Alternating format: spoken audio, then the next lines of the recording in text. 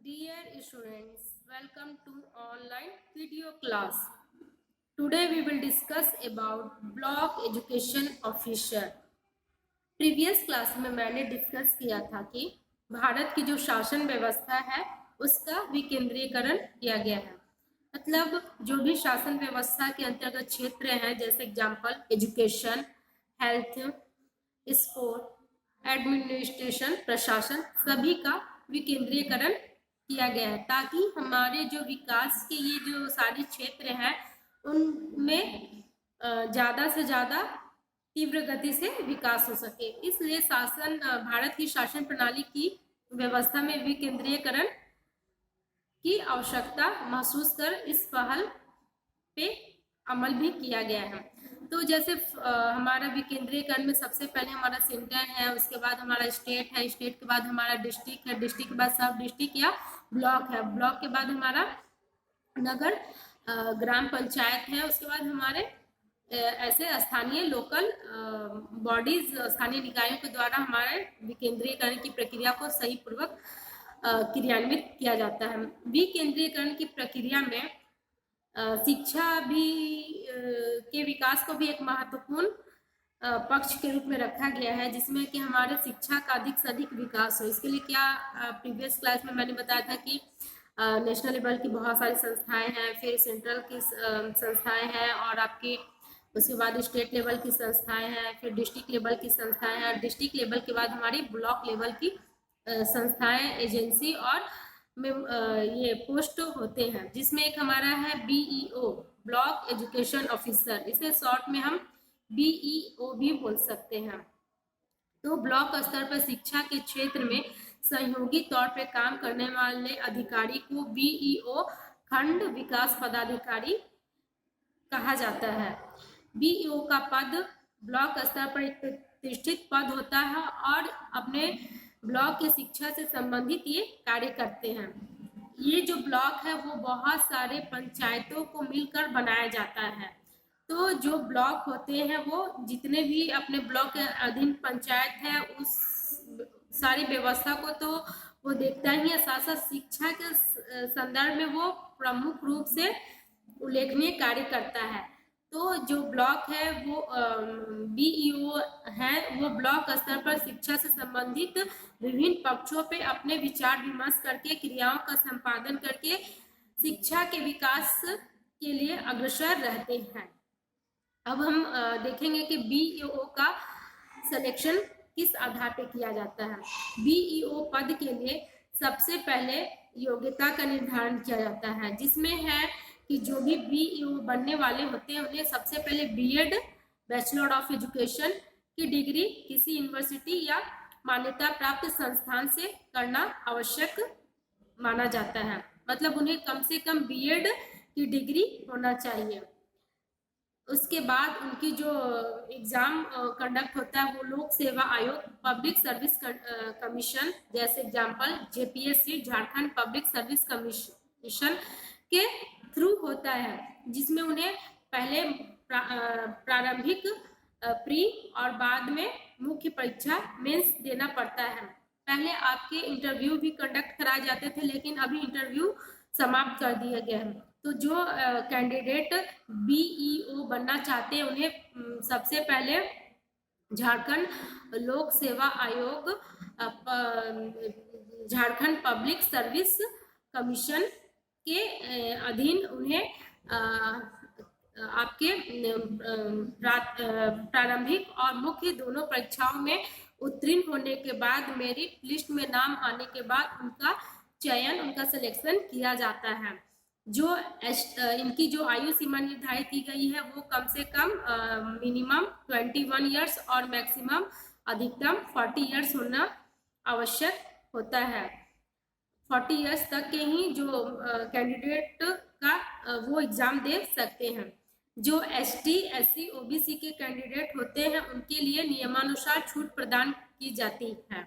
तो इस तरह बीईओ बनने के जो है सबसे पहले उसने बीएड करना आवश्यक होता है। सेकेंड हमारा कि उन्हें झारखंड पब्लिक सर्विस कमीशन के थ्रू जो भी एग्जाम कंडक्ट होते हैं उनमें उन्हें सफलता प्राप्त करते हुए मेरिट लिस्ट में आने के बाद ही उनका सिलेक्शन किया जाता है।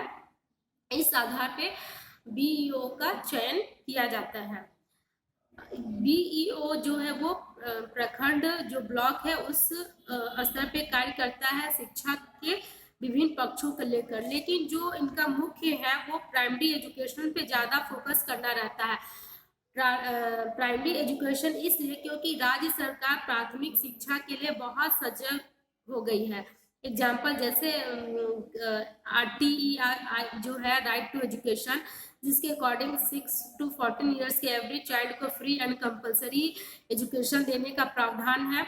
तो ये क्या है कि प्राथमिक शिक्षा सभी को उपलब्ध कराई जाए, तो इसके लिए राज्य केंद्र के साथ साथ राज्य सरकार भी सजग है, और राज्य सरकार के अंदर जितने भी जिला से अधीनस्थ एजेंसी पोस्ट है और साथ में ब्लॉक भी इस प्राथमिक शिक्षा को बढ़ावा देने के लिए अग्रसर रहती हैं।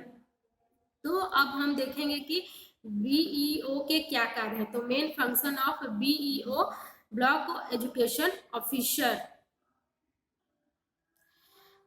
सबसे फर्स्ट इनका जो कार्य है वो है कि शिक्षा के स्तर में सुधार करना, इम्प्रूव लेवल ऑफ एजुकेशन, शिक्षा के स्तर में जो भी सुधार करना है। जैसे एग्जांपल आपका प्री और प्राइमरी एजुकेशन पे ये ज्यादा फोकस करता है, तो प्री एजुकेशन को लेकर जो भी आंगनबाड़ी बालवाड़ी योजनाएं सरकार के द्वारा चलाई जाती है उनका सही प्रकार से क्रियान्वयन हो रहा है कि नहीं, जो आंगनबाड़ी और बालवाड़ी में जो शिक्षिकाएं हैं वो सही रूप से शिक्षा दे पा रही हैं कि नहीं, जो स्वयं सेविका का ये नियुक्ति की गई है वो अपने कार्यों को सही ढंग से कर रही कि नहीं।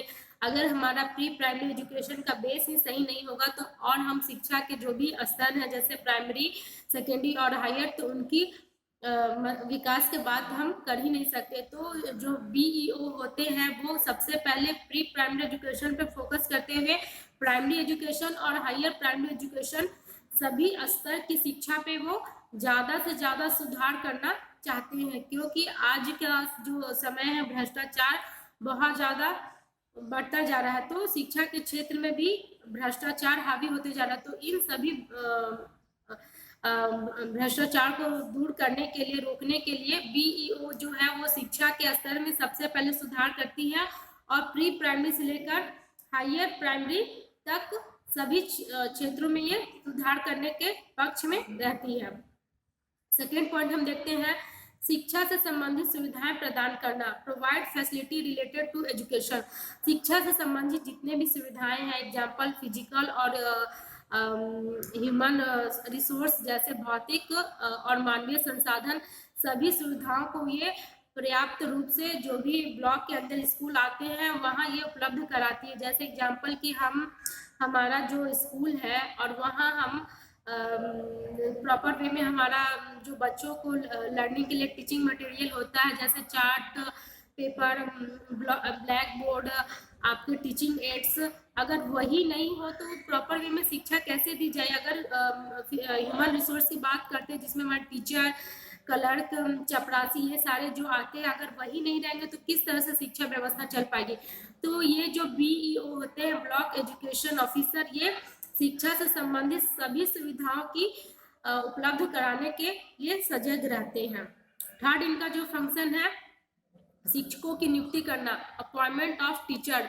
जो भी राज्य सरकार के द्वारा शिक्षकों की बहाली की जाती है और जो नए शिक्षक बनते हैं, तो प्रखंड शिक्षा अधिकारी जो होते हैं अपने प्रखंड के अधीन जो भी स्कूल है उसमें अगर शिक्षक नहीं है तो कहाँ शिक्षकों की रिक्त स्थानों की पूर्ति करना है, तो वो उसी के आधार पे शिक्षकों की नियुक्ति करते हैं। जिस स्कूल में मान लीजिए एग्जाम्पल साइंस के टीचर नहीं है, तो अगर कोई साइंस के नए टीचर आते हैं तो ब्लॉक एजुकेशन ऑफिसर का फर्स्ट काम ये रहता है कि हमें सबसे पहले उस स्कूल में साइंस के टीचर का नियुक्ति करना है ताकि साइंस सब्जेक्ट की पढ़ाई बाधित ना हो। तो इस तरह से छोटे छोटे जो कार्य हैं वो ब्लॉक एजुकेशन ऑफिसर के थ्रू किया जाता है। अगर हम छोटे छोटे पहलुओं पे अगर सही पूर्वक कार्य करते हैं तो वो कार्य जाके हमारा आगे और भी अधिक विकास कर सकता है।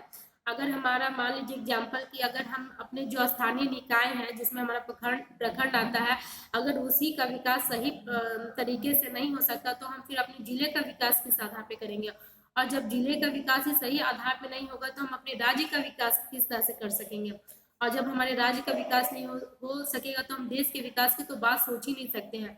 तो इसीलिए महात्मा गांधी का जो कॉन्सेप्ट था, उनका कहना था कि हमें सबसे पहले गांवों का विकास करना है, क्योंकि भारत गांवों का देश कहा जाता है। तो इसलिए सबसे हमें निचले स्तर से विकास करते हुए ऊपरी जो सबसे ऊपरी स्तर के जो विकास के सूचक है, तब जो सूचक है, जो स्तर है, जो संस्था है, तब हम उसका विकास कर सकेंगे। इसलिए सबसे पहले हमें अपने जो भी गांव के अधीन जो ग्राम पंचायत है, वहाँ सही प्रकार ग्राम पंचायतों द्वारा शिक्षा का सही पूर्वक विकास किया जाना चाहिए। ग्राम पंचायतों के बाद हमारे प्रखंड का सही पूर्वक और सही तरीके से विकास किया जाना चाहिए। इसलिए बीईओ जो है वो शिक्षा के स्तर के लिए अपने प्रखंड के विकास के लिए अग्रसित रहते हैं। नेक्स्ट पॉइंट हमारा सेवा दशाएं, सर्विस कंडीशन।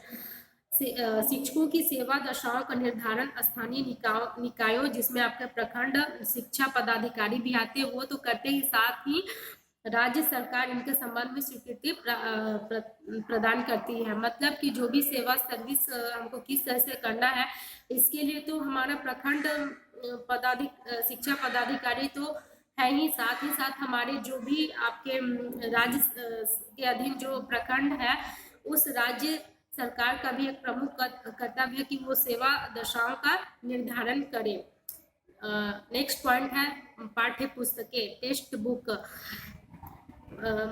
टेक्स्ट बुक पाठ्य पुस्तक निर्धारित करने में राज्य सरकार को अधिकार दिया गया, परंतु क्या होता है कभी कभी राज्य सरकार एक सब्जेक्ट की जो पुस्तक है, एग्जाम्पल मान लीजिए साइंस की, तो एक सब्जेक्ट की पुस्तक के 2-3 ऑथर, 2-3 जो पब्लिश होते हैं उसको वो मतलब प्रोवाइड करवाती है। तो प्रखंड शिक्षा पदाधिकारी का एक कार्य होता है कि ये सारे पुस्तकों में कौन सी पुस्तकें अच्छी होती है, कोई एक ही पुस्तकों का उनको चयन करना होता है, तो उनको चयन करने का कार्य दिया जाता है, जिसके द्वारा वे अपने प्रखंड में के विद्यालयों में वो सारी पुस्तकों को देती है, उनका संचालन करती है। मतलब बहुत सारी पुस्तक अगर राज्य सरकार प्रोवाइड करती है तो उनमें से किसी एक पुस्तक का चयन करके अपने प्रखंड के अधीन जो भी स्कूल है उस स्कूल में किताबों को देना उनका एक प्रमुख कार्य है। तो इसे हम देखते हैं कि टेक्स्ट बुक का सिलेक्शन करना भी ब्लॉक एजुकेशन ऑफिसर का एक प्रमुख कार्य है। नेक्स्ट है स्कूल डेज एंड हॉलीडेज, विद्यालय दिवस तथा छुट्टियां। राज्य सरकार ही विद्यालय दिवस और छुट्टियों का निर्धारण करती है, लेकिन प्रखंड शिक्षा पदाधिकारी जो होते हैं वो स्थानीय आयोजनों दिवसों के आधार पर अपने विद्यालयों में छुट्टियों का निर्धारण कर सकते हैं। मतलब कि एग्जाम्पल मान लीजिए कि हमारे जो प्रखंड है, एग्जाम्पल कि झारखंड में, और यहाँ के जो मेन फेस्टिवल सरहुल है और उसको राज्य सरकार के द्वारा छुट्टी दी गई है, लेकिन हमारे कोई एरिया ऐसे होते हैं जहाँ स्पेशल रूप से वो जो फेस्टिवल है सरहुल उसका विशेष रूप से आयोजन किया जाता है, तो वो एक दिन की छुट्टी राज्य सरकार देती है। तो प्रखंड शिक्षा पदाधिकारी का ये कार्य होता है कि अगर हमारे प्रखंड में वो सरहुल को विशेष तौर पे मनाया जा रहा है तो हम 2 दिन की छुट्टी दे सकते हैं। तो ये सारे अधिकार प्रखंड शिक्षा पदाधिकारी को दिया गया है। नेक्स्ट पॉइंट देखते हैं निरीक्षण करना। बीईओ जो है वो अपने ब्लॉक के अधीन जो भी स्कूल के प्रिंसिपल है, आपके टीचर्स है, उनका निरीक्षण करता है। साथ ही साथ हमारे जो प्री प्राइमरी स्कूल है, प्राइमरी स्कूल है और हायर प्राइमरी स्कूल है, वहाँ भी वो निरीक्षण सुपरविजन का कार्य करता है। साथ ही साथ जांच के आधार पे जो भी पक्ष सामने आते हैं उनका सही पूर्वक वो क्रियान्वयन भी करता है, और जांच में जो भी कमी आने के बाद जो कमी है उसमें वो सुधार भी करता है। एग्जाम्पल मान लीजिए कि हमारे जो स्कूल में हम जांच करने के लिए बीईओ जो आते हैं प्रॉपर वे में फैसिलिटी सुविधाएं उपलब्ध नहीं है, जैसे पीने का पानी नहीं है, वॉशरूम बहुत गंदा है, तो वो क्या करते हैं कि इसके लिए वो पानी की व्यवस्था कराते हैं। फिर जो साफ सफाई वाले होते हैं उनकी व्यवस्था करा के विद्यालय को साफ सफाई का कार्य भी कराया जाता है। तो ये छोटे छोटे कार्य भी बीईओ के द्वारा कराए जाते हैं। नेक्स्ट पॉइंट हमारा है आपका अन्य कर्मचारियों की नियुक्ति करना, अदर स्टाफ अपॉइंटमेंट। विद्यालय को सही तरीके से चलाने के लिए शिक्षकों की आवश्यकता के साथ साथ अन्य कर्मचारियों की भी आवश्यकता होती है, जिसमें आपके क्लर्क आते हैं, पीयून चपरासी आते हैं। तो इन सब की नियुक्ति करना और उनके वेतनमान का निर्धारण करना भी ब्लॉक एजुकेशन ऑफिसर का कार्य है। तो इससे हम देखते हैं कि ब्लॉक एजुकेशन ऑफिसर जो होते हैं वो शिक्षकों की नियुक्ति के साथ साथ विद्यालयों का सुपरविजन, साथ ही टीचर्स एंड हेडमास्टर की भी के सुपरविजन का कार्य करते हैं कि वो सही समय से स्कूल आ रहे हैं कि नहीं, सही समय से शिक्षण प्रक्रिया चल रही है कि नहीं। तो ये सारे निरीक्षण करना बीईओ का प्रमुख कार्य है। तो इस तरह हम देखते हैं कि बीईओ जो है वो प्रखंड शिक्षा को लेकर सजग रहता है ताकि शिक्षा के क्षेत्र में अधिक से अधिक विकास हो सके। तो इस तरह हम देखते हैं कि प्रखंड शिक्षा पदाधिकारी प्रखंड स्तर पर शिक्षा से संबंधित सभी क्रियाओं का संचालन करता है, शिक्षकों की नियुक्ति करता है, अन्य कर्मचारियों की नियुक्ति करता है, विद्यालय का निरीक्षण करता है, विद्यालय की छुट्टियों और दिवस का निर्धारण करता है, पाठ्य पुस्तकों का चयन करता है।